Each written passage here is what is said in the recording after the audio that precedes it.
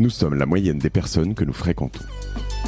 Avec Génération Do It Yourself, je vous propose de rencontrer ensemble des entrepreneurs, sportifs ou artistes qui vont littéralement faire exploser notre moyenne.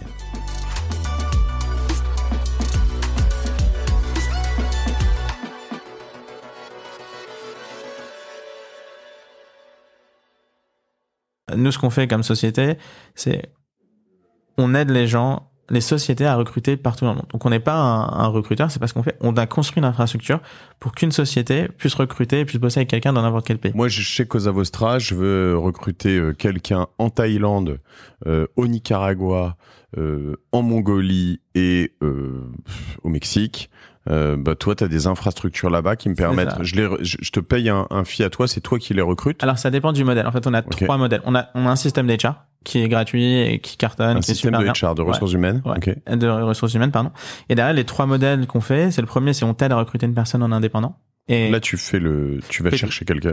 Non, toi, tu recrutes la personne. Je fais pas de la chasse du tout. Moi, je suis juste une plateforme de. Okay. Je trouve la personne. Et nous, ce qu'on va faire, c'est qu'on va te donner des contrats qui marchent des deux côtés, avec le pays de la personne, ton pays. On va aller chercher tous les documents de la personne. Par exemple, tu vois, si t'es une boîte américaine qui veut recruter, qui veut bosser avec un freelance en France, c'est un entrepreneur, un auto-entrepreneur, une SARL. C'est quoi la structure? Est-ce qu'il a vraiment la bonne structure pour que tu puisses bosser avec lui? Okay. Et derrière, on va exécuter tous les paiements, les invoices et sync avec ta compta. Ça, c'est le premier produit. Le deuxième produit, c'est aujourd'hui, on a plus de 140 entités dans le monde.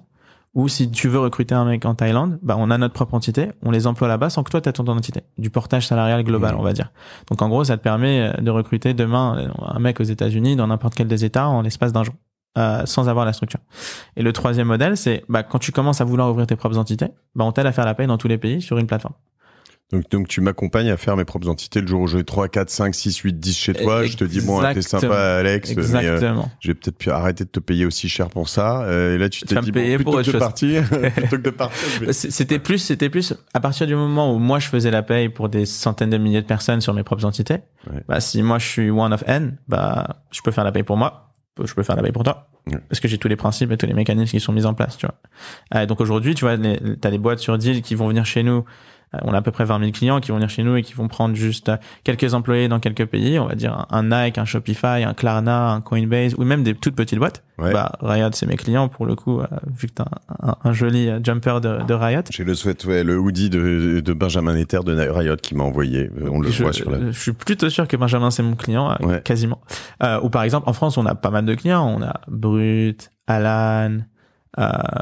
tu me donnes une boîte en France, Spendesk, Conto. Tu vois, c'est tous nos clients et c'est des boîtes top. Et eux, il y a deux façons qu'on voit les boîtes nous utiliser. La première, c'est, on va faire ce truc-là avec toi. Donc, j'ai besoin de cet employé dans ce pays-là. J'ai pas la structure.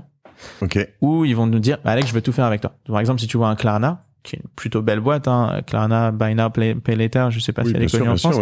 Ils ont 6000 personnes. Sur tous les modèles avec nous, indépendants, employés via portage, ils ont 30 entités ou un truc comme ça, ils font tout avec nous. Et là, ça commence à être intéressant. Écoute, et alors là, quand tu me racontes que tu as 3300 employés... Ça, c'est à moi, c'est en interne. C'est en interne, c'est pas seulement... 3000, pas 300. 3000, pardon. M'en rajoute pas 300 gratuitement, comme ça. Cadeau. C'est cadeau, c'est 10%, je te fais 10%. Ouais, 3000 en interne. 3000 en interne. Après, donc c'est pas cela. Mais juste, pardon, pour aller jusqu'au bout là-dessus, j'embauche cette personne au Nicaragua, parce que j'ai pas envie de me faire une structure au Nicaragua, parce que ça doit être un enfer. Ou en indépendant, ou via notre société. Ou via ta société. Je le prends via ta société. Il est employé chez toi. C'est ça. Si moi demain je dis en fait j'en veux plus, il me saoule. On t'aide à le virer. Ok. Et c'est toi qui es le responsable légal. Alors après on est back to back. Ça veut dire que tout ce qui se passe derrière, je te l'invoice. Évidemment, c'est ton employé, donc c'est plus ton travail. Mais oui, après c'est moi qui. Donc si je me comporte mal et que je machin, ça, et j'ai un prud'homme, tout ça, c'est moi qui gère tout. Après, nous on a nos avocats, on manage tout avec toi, on est là pour t'aider, on fait tout pour que ça se passe bien, tu vois. Mais techniquement, c'est donc par exemple si t'as un cas de harassment. Comment tu dis ça en français, mais de harcèlement, c'est évidemment pas moi. Donc moi je suis là pour t'aider, mais derrière c'est ta responsabilité. Et donc ça c'est un employé qui est administrativement chez Deal, c'est ça. Qui est on va dire sur tout le reste chez Cosa Vostra par exemple. C'est intéressant, notamment en amont, de s'implanter dans un pays, parce que j'imagine, tu vois, moi j'ai un bureau en Tunisie. Finalement, si demain je me disais je veux me lancer, j'aimerais avoir quelque chose en Ukraine. Tu fais de l'Ukraine encore là en ce moment? Ah, j'adore l'Ukraine. Il y a des ingés de ouf là-bas. Ouais, bah oui, je sais. Là-bas, c'est peut-être pas le moment où t'as envie d'aller t'ouvrir. L'inverse, c'est exactement le moment où t'as envie de supporter une population de gens top et qui sont super talentueux. Mais donc je veux ouvrir. Enfin non, je recrute ces personnes-là. Qu'est-ce que je voulais dire? Je sais plus. En fait, moi, je peux faire taper en Tunisie pour toi. Ouais. Et demain, au lieu d'ouvrir une entité en Tunisie, t'as envie de te mettre au Sénégal ou t'as envie de te mettre, je sais pas, en Colombie, t'es pas obligé de ou tu peux l'ouvrir l'entité, je peux même t'aider à l'ouvrir et te faire la paye. Ou t'as pas besoin de l'ouvrir. Et ça me coûte combien? Alors, sur un employé en portage salarial, après, faut que tu saches, hein, c'est régulé dans différents pays. En France, t'as des licences de portage. En Allemagne, t'as des licences de portage. Donc nous, on a tout ce qu'il faut derrière d'un point de vue régulation. Ça coûte à peu près 599 aujourd'hui par mois, par employé. Okay. Et après, en fait, donc il y a des pays où c'est cher parce qu'en l'occurrence, alors peut-être que c'est du coup dans ces pays ça sera moins cher. Non, mais ce que je veux dire c'est que 600 € par employé pour un employé qui te coûte 150 000 € par an, c'est l'épaisseur du trait. Ouais. 600 € par employé qui t'en coûte 600, c'est le double. Ouais. Après il y a différentes façons de gérer ça.